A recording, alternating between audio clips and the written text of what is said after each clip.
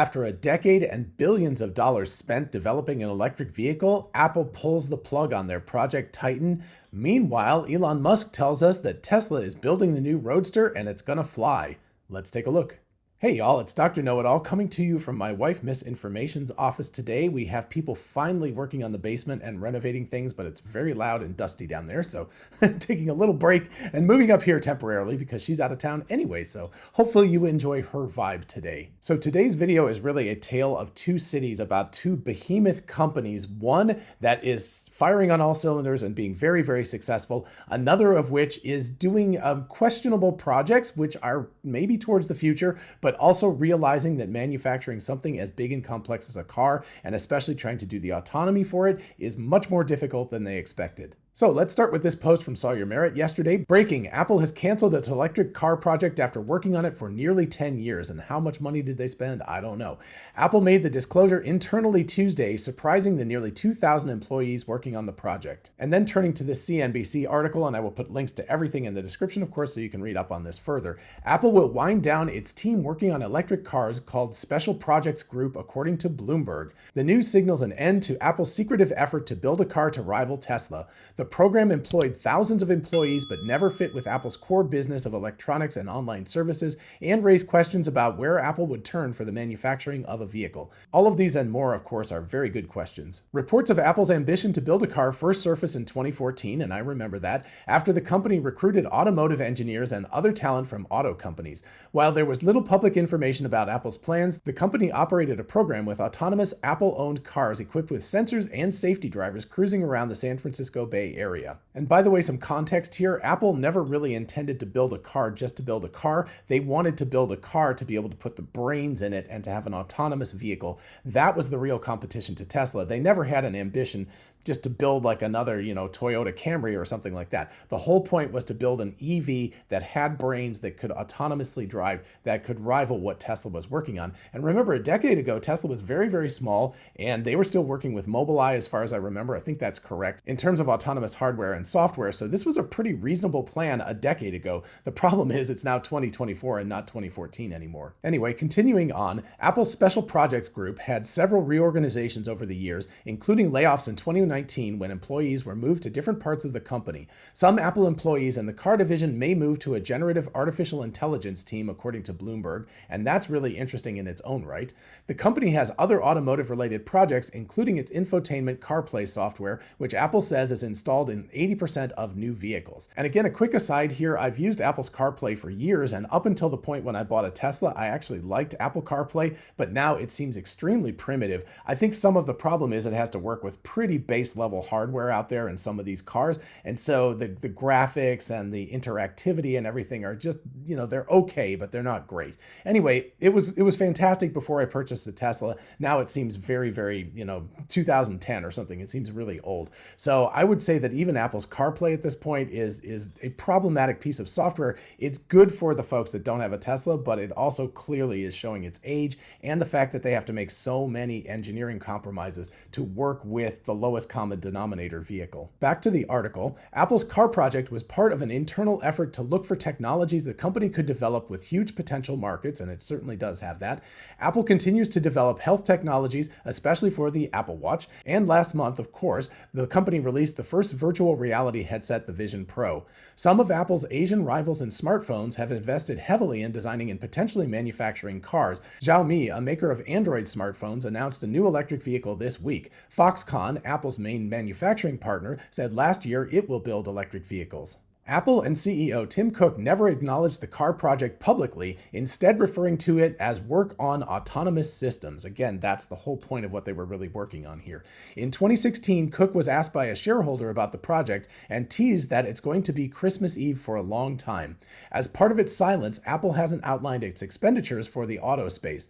Overall, the company spent about $30 billion on R&D in 2023, a 14% increase over the prior year. Apple's R&D budget includes investments in new software and features for its existing products, such as the iPhone. Apple shares rose less than 1% on the news on Tuesday. Apple declined to comment, of course, because it was never a publicly made entity. But anyway, really interesting that they actually had a rise in their share price, because I would have expected it to go down substantially today. And of course, if we look at the stock ticker right now, Apple is actually down by about 1.5%, which I think is reasonable on this news because it's not fantastic news. And meanwhile, Tesla is actually up for the day. You notice there was a pretty big bump early in the morning, and then of course it tailed off. But anyway, it looks like there was kind of a bump on the news of Apple pulling the plug on this potential competition to Tesla, although honestly, in recent years, it's really been more of a joke than a competition because you're not just going to pull a rabbit out of a hat for something like that. It's going to take years to ramp up that kind of development. And now to the other side of the coin, Tesla, because they are firing on all cylinders, and that's a really bad metaphor for an electric car company, they're turning on all motors or something. How about we say something like that? Anyway, Elon Musk last night said, "Tonight we radically increased the design goals for the new Tesla Roadster. There will never be another car like this, if you could even call it a car." I mean, how is that for teasing things? Sawyer Merritt responded saying, "Targeting a 0 to 60 time of 1 second with the fastest spec. Please tell us this machine is coming soon." Elon said 0 to 60 in less than a second. And that is the least interesting part. Of course, Sawyer responded to that, good Lord. It is pretty crazy, and I had to respond to that. So what you're saying is you're going to need a doctor's permission to drive this bad boy. Because, I mean, seriously, Scott calculated it out. It's around 2.6 Gs or so you could pull if you're going to go 0 to 60 in about a second. So that is pretty nuts. But wait, Elon said more. He said it's a Tesla SpaceX collaboration, which is like, that's going to be amazing. Of course, probably that's the cold gas thrusters that are going to be on the vehicle to allow it to accelerate this quickly. And he said production design is complete, which is pretty cool, and unveil at the end of the year, aiming to ship next year. So that would be 2025 shipping date. And then he finished off by saying, "I think it has a shot at being the most mind-blowing product demo of all time." And good Lord, I want to be there for that product demo. I really want to see it. I also want them to take my money. I'm going to have to figure out how to make a whole bunch of money before this thing goes on sale at the end of 2025, because come on, you know you're going to want something like that. All right, so two very different stories in the last 24 hours. One is a story of tragedy. It's hard to say tragedy when you're talking about a $2.5 trillion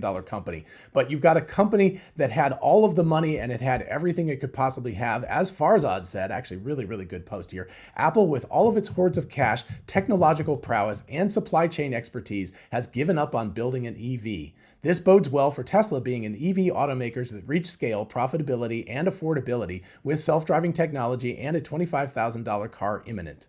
And by the way, if you haven't caught my video about how badly things are going for other EV makers, definitely check that out up here. I'll also put a link to it at the end of the video. So what does this tell us? Number one, it tells us that Tesla's strategy has actually been correct. They have been approaching this the right way. They started with a high-end car. They started a long time ago. Number one strategic advantage they have was not competing with Tesla or any of these other companies that have sprung up since then, most relevantly in China. But they started producing these cars a long time ago. They started at the high end. They didn't start by promising anything about autonomy or anything like that. They just focused on building cars, and then they built the cars, and then they put the autonomy on top of that. Although again, they started very, very early in the mid-2010s, putting the sensor suite on these vehicles in order to have them available to do the training to be able to get to autonomous driving as quickly as possible. And the fact that they have millions of cars on the road right now with all of this sensor suite on it, collecting data and helping them train, means that they are able to march towards fully autonomous driving, which is an incredibly difficult project. Meanwhile, Apple, as is its wont, has been very, very secretive and has wanted to roll out something that was just kind of complete and done. You know, it's sort of like the iPhone moment. It's like Steve Jobs wants to come on stage and go like, look, it's done. We're finished with it. And here it is, complete and fully wrought.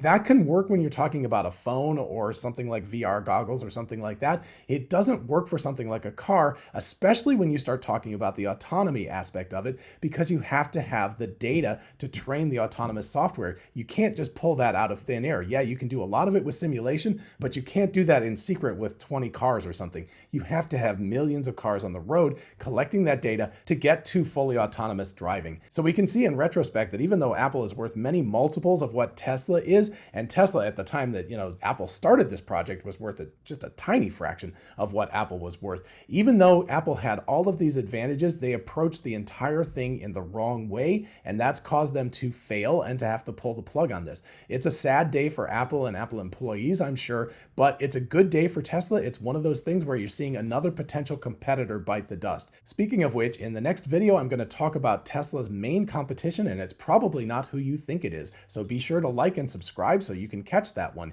In the meantime, I'll see you in the next video. Bye-bye.